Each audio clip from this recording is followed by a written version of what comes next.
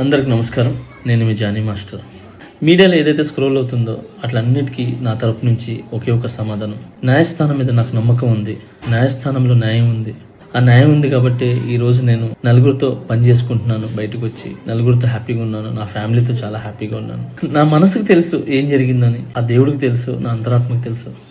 ఇవన్నీ కూడా రేపు న్యాయస్థానంలో కోర్టు నిర్ణయిస్తుంది. న్యాయస్థానంలో నేను చాలా క్లీన్ చిట్తో వస్తాను. నిర్దోషిగా నేను బయటకు వస్తాను. అప్పటి వరకు నేను నిందితుడిని మాత్రమే. సో నేను ఓన్లీ నిందితుడిని మాత్రమే. మీ ప్రేమ నాకు ఎప్పుడు ఇలానే ఉండాలి, ఇలానే ఉంటుంది.